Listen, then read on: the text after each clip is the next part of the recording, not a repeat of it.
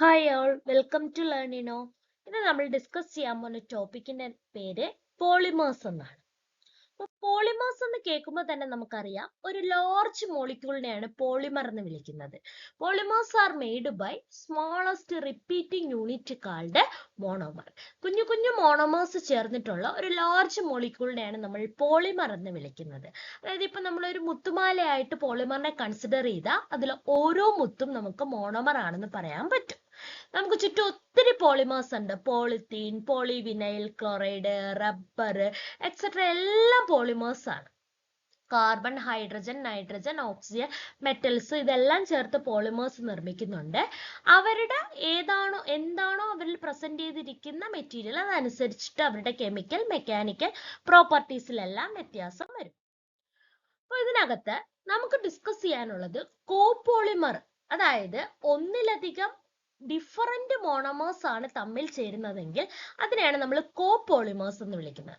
അല്ലാത്തത് ഇപ്പോ polythene, ethene എന്ന് പറയുന്ന യൂണിറ്റുകളെ അടുക്കി വെച്ചിട്ടാണ് പോളിത്തീൻ ഉണ്ടാവുന്നത്. അത് ഒറ്റ മോണോമർ മാത്രമേ ഉള്ളൂ. പക്ഷെ നമ്മൾ ഇനി ഇവിടെ പഠിക്കാൻ പോകുന്നത് കോപോളിമറിന്റെ എക്സാമ്പിൾ ആണ്. അതായത് അക്രിലോനൈട്രിൽ ബ്യൂട്ടാഡൈൻ സ്റ്റൈറീൻ എന്ന് പറഞ്ഞാൽ ഒരു പോളിമറിന്റെ പേരാണ്. ABS എന്നാണ് അതിനെ ചുരുക്കി വിളിക്കുക. അപ്പോ ഇതിലെ മോണോമേഴ്സ് ആരൊക്കെയാ? അക്രിലോനൈട്രിൽ, ബ്യൂട്ടാഡൈൻ, സ്റ്റൈറീൻ. അപ്പൊ ഇവരെ മൂന്ന് പേരെയും കൂടെ മിക്സ് ചെയ്തിട്ട്, ഇവരെ മൂന്ന് പേരെയും കൂടെ ആഡ് ചെയ്തിട്ട് കിട്ടുന്ന പോളിമർ ആണ് ABS എന്ന് പറയുന്നത്. അപ്പൊ ഫസ്റ്റ് വൺ അക്രിലോനൈട്രിൽ. അക്രിലോനൈട്രിൽ ഞാൻ എക്സ് എമൗണ്ട് എടുത്തു. CH2 ഡബിൾ ബോണ്ട് CHCN, ഇതാണ് അക്രിലോനൈട്രിൽ. Plus butadiene. ബ്യൂട്ടാഡൈൻ എല്ലാവർക്കും അറിയാം, 4 carbon 2 double bond. Y amount butadiene എടുത്തു. Plus styrene. സ്റ്റൈറിൻ മീൻസ് ബെൻസിനകത്ത് CH2 ഡബിൾ ബോണ്ട് CH വരുന്നത്. ജസ്റ്റ് എന്ത് ചെയ്യുക, ഡബിൾ ബോണ്ട് എല്ലാം മാറ്റുക, ബ്രാക്കറ്റ് ഇട്ട് പോളിമർ ആക്കി എഴുതുക. എക്സ് എമൗണ്ട് അക്രിലോനൈട്രിൽ എടുത്തു, എക്സ് എമൗണ്ട് കിട്ടി, ഡബിൾ ബോണ്ട് റിമൂവ് ചെയ്യുക. ഇവിടെ എക്സ്റ്റെൻഡഡ് ലൈൻ സൂചിപ്പിക്കുന്നത് ഇങ്ങോട്ടും ഈ യൂണിറ്റ് റിപ്പീറ്റ് ചെയ്യുന്നുണ്ട്, ആ ഭാഗത്തേക്കും ഈ യൂണിറ്റ് റിപ്പീറ്റ് ചെയ്യുന്നുണ്ട്. ഇനി ഇവിടെ നടുക്ക് വരുമ്പോൾ മാത്രം ഡബിൾ ബോണ്ട് വരാൻ കാരണം വാലൻസി സാറ്റിസ്ഫൈ ചെയ്യാൻ വേണ്ടിയാണ്. ഒരു കാർബണിന് ചുറ്റും 4 ആൾക്കാർ വേണം. ഇവിടെ അങ്ങോട്ട് യൂണിറ്റ് റിപ്പീറ്റ് ചെയ്യുന്നത് കൊണ്ട് വാലൻസി സാറ്റിസ്ഫൈഡ് ആണ്. സോ അവിടെ സിംഗിൾ ബോണ്ടിന്റെ ആവശ്യമുള്ളൂ. പക്ഷെ നടുക്ക് വരുമ്പോൾ നമുക്ക് 4 വാലൻസി സാറ്റിസ്ഫൈഡ് ചെയ്യാൻ വേണ്ടി അവിടെ മാത്രം നമ്മൾ ഡബിൾ ബോണ്ട് യൂസ് ചെയ്യുന്നുണ്ട്. ഇതാണ് ABS, അക്രിലോനൈട്രിൽ ബ്യൂട്ടാഡൈൻ സ്റ്റൈറിൻ. ഇനി ഇതിന്റെ പ്രോപ്പർട്ടീസ് പറഞ്ഞാൽ ഇത് വളരെ ഹാർഡാണ്, റിജിഡ് ആണ്, ടഫ് മെറ്റീരിയൽ ആണ്, resistive to impact, stretch, bend etcetera, possess high tensile strength, നല്ല ടെൻസൈൽ സ്ട്രെങ്ത് ഉള്ള ഒരു മെറ്റീരിയൽ ആണ്, സ്റ്റിഫ്നെസ് ഉണ്ട്, possess chemical resistance and heat resistance, it is ductile in nature. ഇതിനെ നമുക്ക് ഫൈൻ വയേഴ്സ് ആക്കി മാറ്റാനായിട്ട് പറ്റും. ഇത് ഓട്ടോമൊബൈൽ പാർട്സ് നിർമ്മിക്കാനും ബിൽഡിംഗ് മെറ്റീരിയൽ ആയിട്ടും ദെൻ അതുപോലെ റെഫ്രിജറേറ്റർ, മൈക്രോവേവ് ഓവൻ, കോഫി മേക്കറിന്റെയൊക്കെ പാർട്ടായിട്ടും യൂസ് ചെയ്യുന്നുണ്ട് ഈ ABS എന്ന് പറയുന്ന കോപോളിമർ. അപ്പൊ എന്താ കോപോളിമർ എന്നുള്ളത് അറിയണം. ഒന്നിലധികം ഡിഫറെന്റ് മോണോമേഴ്സ് ആണെങ്കിൽ അവരെ കോപോളിമർ എന്ന് വിളിക്കും. നെക്സ്റ്റ്, അപ്പൊ നമ്മൾ ഇത്രയും നേരം മോണോമേഴ്സ് ആഡ് ചെയ്തിട്ടുള്ള പോളിമറിനെയാണ് പഠിച്ചത്. ഇനി പഠിക്കാൻ പോകുന്നത് ഒരു കണ്ടൻസേഷൻ പോളിമർ ആണ്. ഇത്രേ ഉള്ളൂ കണ്ടൻസേഷൻ പോളിമർ. മോണോമേഴ്സ് തമ്മിൽ ചേരുമ്പോൾ എന്തെങ്കിലും ഒരു ലിക്വിഡ് പുറത്തു പോയിട്ടാണ് ഈ ബോണ്ടുകൾ തമ്മിൽ ചേരുന്നതെങ്കിൽ ആ ടൈപ്പ് പോളിമറൈസേഷനെയാണ് കണ്ടൻസേഷൻ പോളിമറൈസേഷൻ എന്ന് വിളിക്കുന്നത്. അപ്പൊ കെവ്ലാറിനെ കോമൺ ആയിട്ട് അറിയപ്പെടുന്ന പേര് പോളിപാരാഫിനൈലിൻ ടെറി താലമൈഡ് എന്നാണ്. പോളിപാരാഫിനൈലിൻ ടെറി താലമൈഡ്. ഇതിനെ പ്രിപ്പയർ ചെയ്യുന്ന എങ്ങനെയാന്ന് നോക്കാം.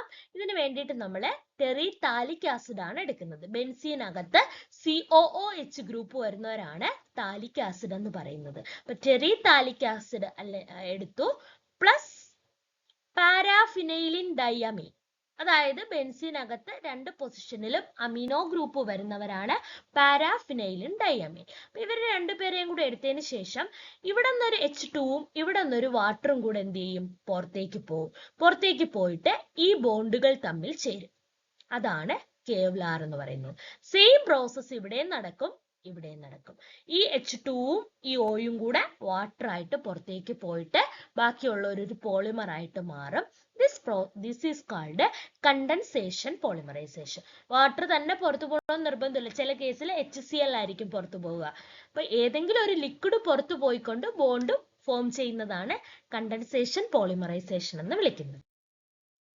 ഇനി ഇവിടെ നമുക്ക് 3 ടൈപ്പ് ബോണ്ടുകൾ ഉണ്ട്.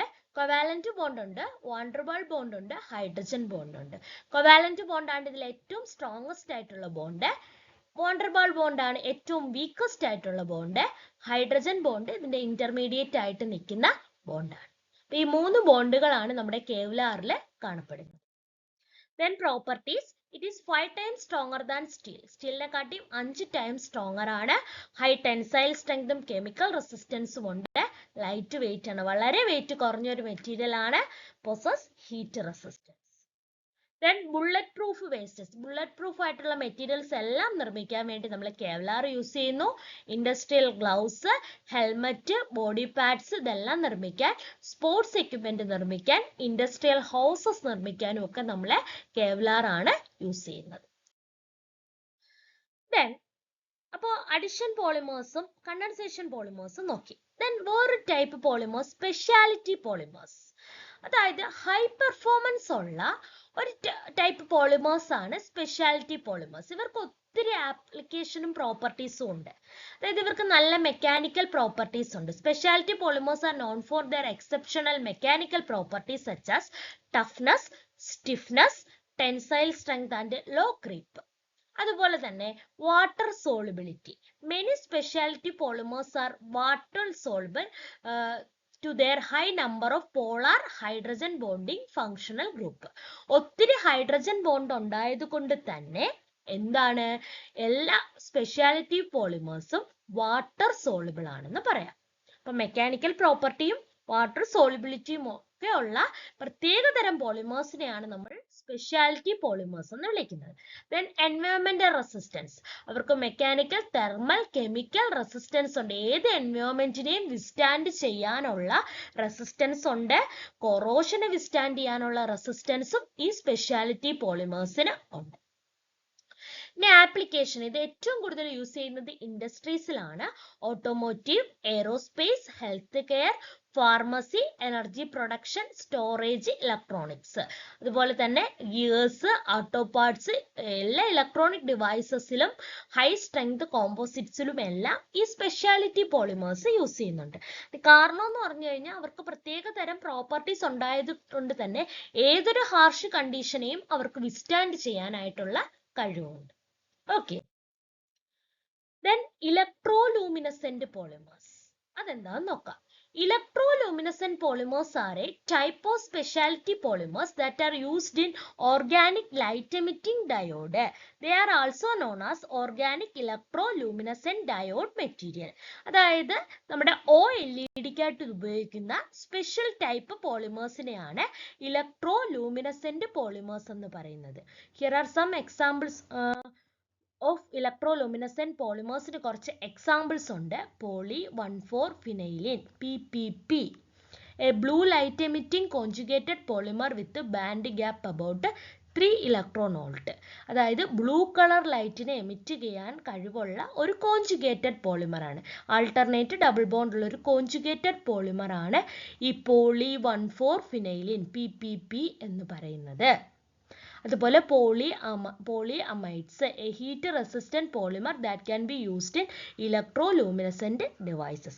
ഹീറ്റിനെ റെസിസ്റ്റ് ചെയ്യാൻ പറ്റുന്ന ഒരു പോളിമർ ആണ്. അപ്പൊ അങ്ങനെ പ്രധാനമായിട്ടും ഇത് OLED-ക്കകത്താണ് യൂസ് ചെയ്യുന്നത്, electroluminescent polymers. High light emitting efficiency ആണ് ഇവരുടെ ഒരു അഡ്വാൻറ്റേജ് എന്ന് പറയുന്നത്. അതുപോലെ തന്നെ ലോങ് സർവീസ് ലൈഫ് ഉണ്ട്, ഈസിലി അഡ്ജസ്റ്റബിൾ വേവ് ലെങ്ത് ആണ്, എക്സലന്റ് മെഷീനിങ് പെർഫോമൻസ് ആണ്. ഇതൊക്കെ കൊണ്ടാണ് ഈ ഒരു പോളിമേഴ്സിനെ നമ്മൾ LED പോലുള്ള ഡിവൈസസിൽ യൂസ് ചെയ്യാനുള്ള കാരണം. Then biopolymers. Biopolymers എന്ന് കേൾക്കുമ്പോൾ തന്നെ അറിയാം ഓർഗാനിക് പോളിമേഴ്സ് ആണ്. നാച്ചുറലി ബൈ ലിവിങ് ഓർഗാനിസത്തിൽ നിന്നുണ്ടാവുന്ന പോളിമേഴ്സ് ആണ്. One major advantages of biopolymers is that they are also fully capable of biodegradation. ഏറ്റവും വലിയൊരു അഡ്വാൻറ്റേജ് എന്ന് പറഞ്ഞാൽ ബയോപോളിമർ ആയതുകൊണ്ട് തന്നെ അത് സ്വയമേ എന്ത് ചെയ്യും, നശിച്ചു പോകും. എൻവയോൺമെന്റിന് പ്രത്യേകിച്ച് പ്രശ്നങ്ങളൊന്നും ഉണ്ടാവത്തില്ല. ദെൻ ഈ എൻസൈമാറ്റിക് ആക്ഷനും മൈക്രോ ഓർഗാനിസത്തിൻ്റെ ആക്ഷൻ കൊണ്ട് ഇതങ്ങ് എന്ത് ചെയ്യും, നമ്മുടെ സാധാ ഓർഗാനിക് വേസ്റ്റുകൾ ഡീകമ്പോസ് ആവുന്നത് പോലെ തന്നെ ഈ ബയോപോളിമേഴ്സും ഡീകമ്പോസ് ആവും. ഈ ബയോപോളിമേഴ്സിൻ്റെ എക്സാമ്പിൾ ആണ്, first example is starch, a carbohydrate polymer that is inexpensive, renewable and biodegradable. ബയോഡിഗ്രേഡബിളും ഇൻഎക്സ്പെൻസീവും റിന്യൂവബിളുമായ ഒരു കാർബോഹൈഡ്രേറ്റ് പോളിമർ ആണ് സ്റ്റാർച്ച്.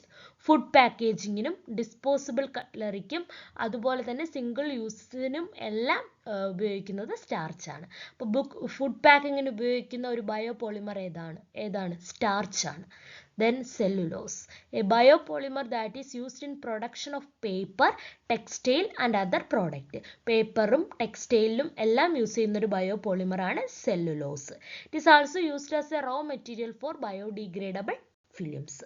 അതും മണ്ണിലിട്ട് കഴിഞ്ഞാൽ കുറേ നാൾ കഴിയുമ്പോൾ അങ്ങ് നശിച്ചു പോകും.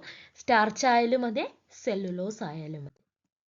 Then cytosan, a biopolymer that is used as biopesticide in agriculture as a covering material in pharmaceutical and food industry. ഒരു ബയോപെസ്റ്റിസൈഡ് ആയിട്ടും ഫാർമസ്യൂട്ടിക്കൽസിലും ഫുഡ് ഇൻഡസ്ട്രീസിലും ഒക്കെ യൂസ് ചെയ്യുന്ന ഒരു പോളിമറാണ് സൈറ്റോസാൻ എന്ന് പറയുന്നത്. അതുപോലെ തന്നെ സീവേജ് വാട്ടർ ട്രീറ്റ്മെൻറ്റ്, അതായത് എന്താണ് സീവേജ് വാട്ടറിൽ നിന്ന് പ്യുവർ വാട്ടർ പ്രോസസ്സ് ചെയ്യുന്ന ഉണ്ടാക്കുന്ന ഒരു പ്രോസസ്സാണ് സീവേജ് വാട്ടർ ട്രീറ്റ്മെൻറ്റ് എന്ന് പറയുന്നത്. അവിടെ നമുക്ക് ഫിൽട്രേഷൻ മെമ്പറൈനായിട്ട് ഈ സൈറ്റോസാനിനെ യൂസ് ചെയ്യാനായിട്ട് പറ്റും. ദെൻ ആൽഗിനേറ്റ്, അതും ഒരു ബയോപോളിമർ ആണ്. ബ്രൗൺ മറൈൻ ആൽഗി, അതായത് മറൈനിൽ കാണപ്പെടുന്ന ഒരു ടൈപ്പ് ആൽഗീസിൻ്റെ സെൽ വാളിൽ നിന്ന് എടുക്കുന്ന ഒരു പോളിമർ ആണ് ആൽഗിനേറ്റ് എന്ന് പറയുന്നത്. Then gelatin, A biopolymer that is used as A gelling agent in food. ഫുഡിൽ ജെല്ലിംഗ് ഏജൻ്റ് ആയിട്ടും ടാബ്ലറ്റും ക്യാപ്സ്യൂളും, നമുക്കറിയാം നമ്മൾ കഴിക്കുന്ന ടാബ്ലറ്റ്, ട്യൂബിൻ്റെ ടാബ്ലറ്റ്സ് ഉണ്ട്, അപ്പം അതിനകത്തിരിക്കുന്ന ആ ഒരു പൊടിയാണ് നമുക്ക് ആവശ്യമായിട്ടുള്ള മരുന്ന്. അപ്പോൾ ഈ ടാബ്ലറ്റിൻ്റെ ആ ട്യൂബ് നിർമ്മിക്കുന്നത് ഒരു പോളിമർ കൊണ്ടാണ്. കാരണം നമ്മുടെ വയറ്റിൽ ഇത് ചെന്ന് കഴിഞ്ഞാൽ അത് അവിടെ കിടന്നങ്ങ് ഡീഗ്രേഡ് ചെയ്ത് പൊയ്ക്കോളും. As a binding agent in photographic emulsion, photographic എമൽഷനിലും ബൈൻഡിങ് ഏജൻ്റ് ആയിട്ടും ജെലാറ്റിൻ യൂസ് ചെയ്യുന്നുണ്ട്. അപ്പോൾ സൈറ്റോസാൻ, ആൽഗിനേറ്റ്, ജെലാറ്റിൻ. ഇനി നെക്സ്റ്റ് ടൈപ്പ് പോളിമേഴ്സ് ആണ് കണ്ടക്റ്റിംഗ് പോളിമേഴ്സ്. നമുക്കറിയാം കണ്ടക്റ്റിംഗ് പോളിമേഴ്സ് എന്ന് പറയുമ്പോൾ എന്താ, ഇലക്ട്രിസിറ്റിയെ കടത്തിവിടാൻ കഴിവുള്ള പോളിമേഴ്സ് ആണ് conducting polymers. They can function as a conductor or superconductor. Polymers are usually poor conductor of electricity because of the absence of free electron. Usually polymers ഇലക്ട്രിസിറ്റിയെ കടത്തി വിടത്തില്ല, കാരണം അവർക്ക് ഫ്രീ ഇലക്ട്രോൺസ് ഇല്ല. പക്ഷേ ചില പോളിമേഴ്സ് ഇലക്ട്രിസിറ്റിയെ കടത്തി വിടാറുണ്ട്. അങ്ങനെയുള്ള പോളിമേഴ്സിനെ നമ്മൾ വിളിക്കുന്ന പേരാണ് കണ്ടക്റ്റിംഗ് പോളിമേഴ്സ്. അതിന് എക്സാമ്പിൾ ആണ് പോളിഅസിറ്റിലിൻ, പോളിയാനിലിൻ, പോളിപൈറോൾ etcetera. The first widely studied is polyacetylene. Its conductivity can be increased by a factor by doping it with electron donor like alkaline earth metals. അതായത് ആദ്യമായിട്ട് കണ്ടുപിടിച്ച കണ്ടക്റ്റിംഗ് പോളിമർ എന്ന് പറഞ്ഞാൽ പോളി അസിറ്റിലിൻ ആണ്. എങ്ങനെയാണ് ഈ പോളി അസിറ്റിലിൻ്റെ കണ്ടക്ടിവിറ്റി കൂട്ടിയ, അതിന് പുറത്തു നിന്നൊരു ആൽക്കലൈൻ എർത്ത് മെറ്റലിനെ എടുത്തിട്ട് അതിനെ കൊണ്ടുവന്ന് ഡോപ്പ് ചെയ്തു. ആഡിങ് ഫോറിൻ ഇമ്പ്യൂരിറ്റീസ് ആണ് ഡോപ്പിംഗ് എന്ന് പറയുന്നത്. ഫോറിൻ മെറ്റീരിയൽ ആണ് ഡോപ്പിംഗ് എന്ന് പറയുന്നത്. ഫോറിൻ മെറ്റീരിയലിനെ ആഡ് ചെയ്തുകൊണ്ട് ഡോപ്പ് ചെയ്തുകൊണ്ട് പോളി അസിറ്റിലിൻ്റെ കണ്ടക്ടിവിറ്റിയെ കൂട്ടി. Conductivity increase with decrease in band gap. അതുപോലെ തന്നെ നമുക്കൊരു വാലൻസ് ബാൻഡും കണ്ടക്ഷൻ ബാൻഡും എല്ലാ കണ്ടക്ടേഴ്സിനും ഉണ്ട്. ഇവർക്കിടയിലുള്ള ബാൻഡ് ഗ്യാപ്പ് കുറയുമ്പോഴാണ് ഇവർ നല്ല കണ്ടക്ടേഴ്സ് ആക്കി മാറുന്നത്. അപ്പോൾ നമ്മൾ പോളിമേഴ്സിനെ സിന്തസൈസ് ചെയ്യുന്ന സമയത്ത് ഇവരുടെ ബാൻഡ് ഗ്യാപ്പ് മാക്സിമം കുറച്ച് കഴിഞ്ഞാൽ നമുക്ക് കണ്ടക്ടിവിറ്റി കൂട്ടാനായിട്ട് പറ്റും. By the careful design of chemical structure of polymeric backbone, it is possible to reduce the band gap. അങ്ങനെ കുറച്ച് കഴിഞ്ഞാൽ നമുക്ക് എന്താണ് കണ്ടക്റ്റിംഗ് പോളിമേഴ്സ് ആയിട്ട് യൂസ് ചെയ്യാം. Then conducting polymers രണ്ടായിട്ട് ക്ലാസിഫൈ ചെയ്യാം. Intrinsically conducting polymers and extrinsically conducting polymers. Intrinsically conducting polymers എന്ന് പറയുമ്പോഴത്തേക്കിന് these are conducting polymers which have extensive conjugation in polymeric backbone. അതായത് പോളിമെറിക് ബാക്ക്ബോണിലെ ഡബിൾ ബോണ്ട് ഉള്ള കോമ്പൗണ്ടുകളാണ് ഇൻട്രിൻസിക്കലി കണ്ടക്റ്റിംഗ് പോളിമേഴ്സ് എന്ന് പറയുന്നത്. ഡബിൾ ബോണ്ടഡ് കോമ്പൗണ്ടുകൾ. Okay. Then conducting polymers containing conjugated electrons. These conducting polymers containing conjugated electrons along with the polymeric chain. അതായത് conjugated electrons ആണുള്ളതെങ്കിൽ അങ്ങനെ വിളിക്കുന്നതിന് പേരാണ് conducting polymers containing conjugated electrons.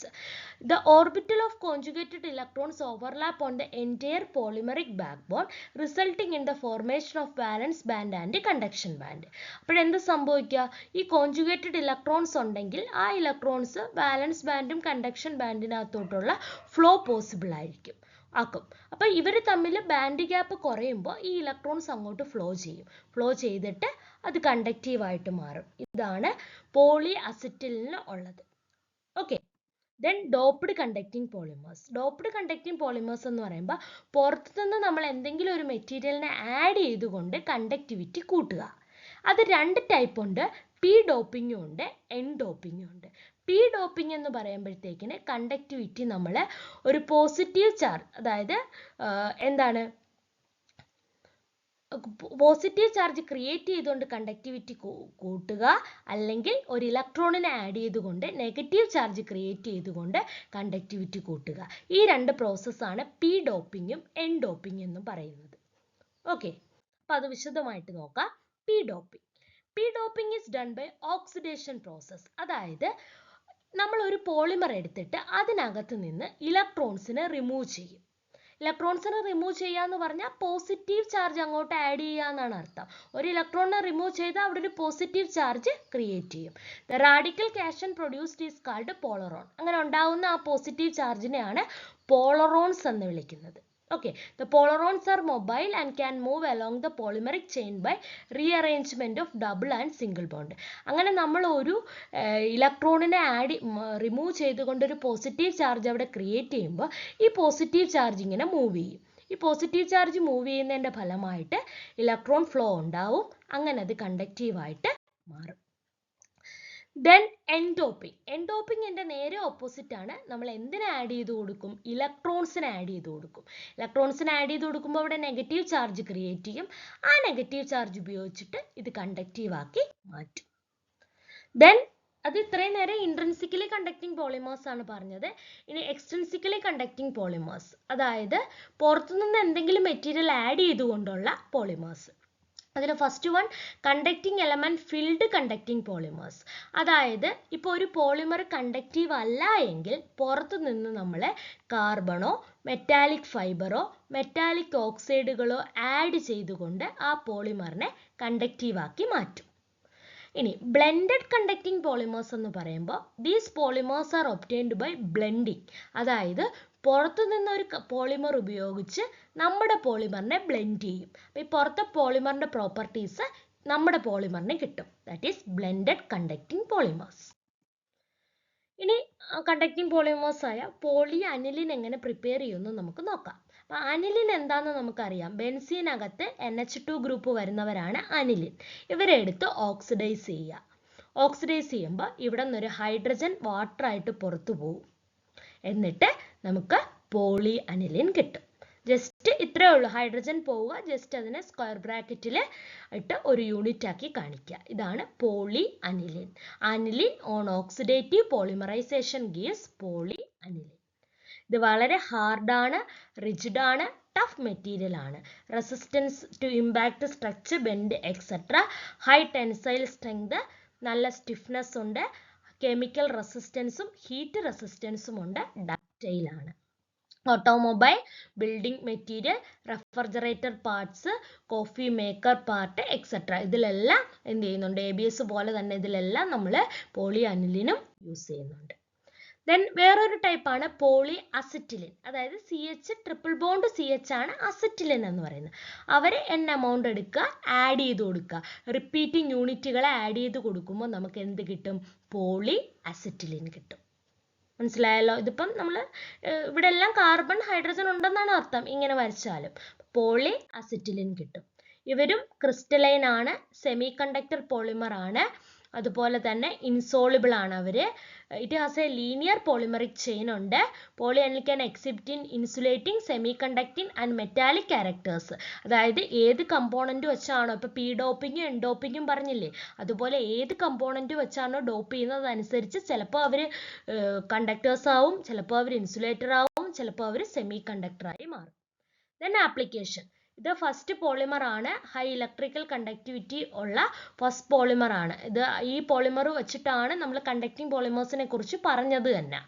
Air instability and insoluble that are limited it use of thermo electricity. Limitations, ഇതിന് കുറച്ചധികം limitations ഉണ്ട്, എന്നാലും first conducting polymers എന്നുള്ള രീതിയിൽ study ചെയ്തത് ഈ പോളി അസിറ്റിലിനാണ്. Also be investigated for the chiral recognition, അതുപോലെ തന്നെ photoconductivity, liquid crystal qualities.